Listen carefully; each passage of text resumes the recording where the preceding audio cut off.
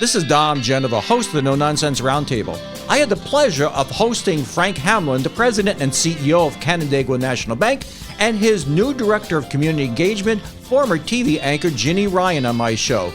This is fun and informative.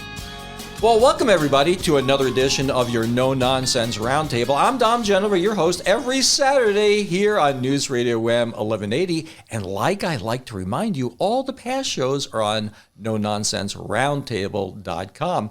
Now, today I am delighted to have a co-host on my show, Ginny Ryan. Ginny, welcome to the show once again. Dom, thank you for having me. This was kind of a surprise. I was just helping set this up, and then you talked me into, I really have never met a microphone I didn't like to talk into, so how could I say no?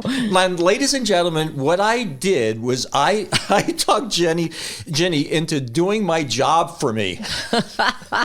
Because today on the show, we have Frank Hamlin III, who is the president and CEO of Canandaigua National Bank, which happens to be your boss.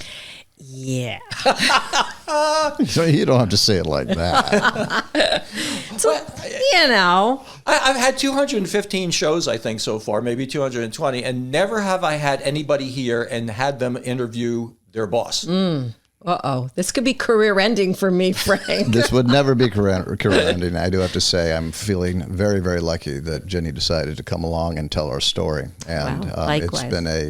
It's been a fantastic journey so far.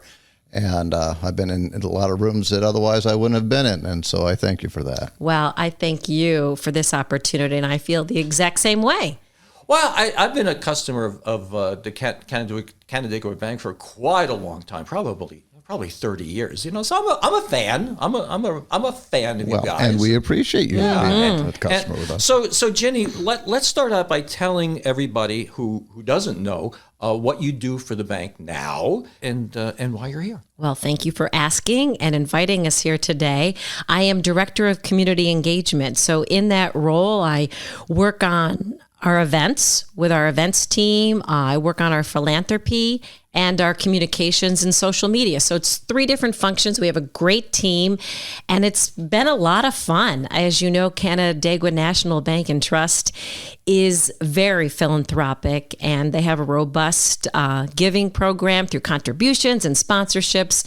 So it's been a lot of fun to tell that story. And oh my gosh, Dom, what a great story it is. Well, there you go. There's the softball. Go ahead. I mean, first we want to talk about the history of the bank, right? Please. Go ahead. Well, when I have Frank Hamlin here, I'm going to talk about the history of the bank. No, I wanted you to ask him the question. That's fine. Okay. Actually, that's an easy one, so I can do that. Frank, tell us about the bank, and it's been around since 1886. 1887. Okay, is when the bank started, and it started it was predominantly in the Ontario County region, and that's where it kind of grew and got established over time. We've been around.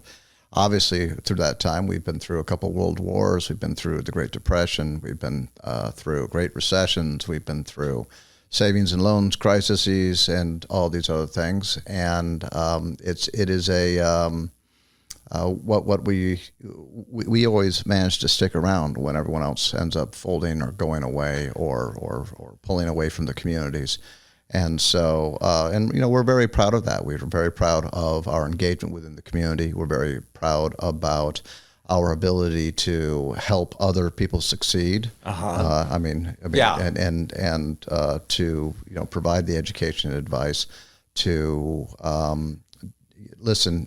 All boats rise within this community if the community is properly nurtured and supported, and that is our role as a community bank within this community. Well, the one thing that you said, and I did a little smile to my face, is, you tend to stick around, which is to me, that's the most important thing. I mean, you had this thing happen with this bank in California where, run on the bank. And I mean, give me a comment about that, because that's not something that we need to worry about with Canandaigua Bank. That is not something you need to worry about with respect to, frankly, any of the banks in this particular area and region. I think it's really important to understand, in order to understand what happened with Signature and Republic and Silicon Valley banks. It's really important to understand who their customer base was. Here, as a community bank, the title community is the whole point. In a community bank, what you're doing is you're investing in all the businesses within and all the families and all the households within that community. It creates a very, very diversified and stable environment for an institution that is where that is the focus, because you're dealing with the automotive businesses, you're dealing with the doctors, you're dealing with the florists, you're dealing with a very wide array of businesses and people.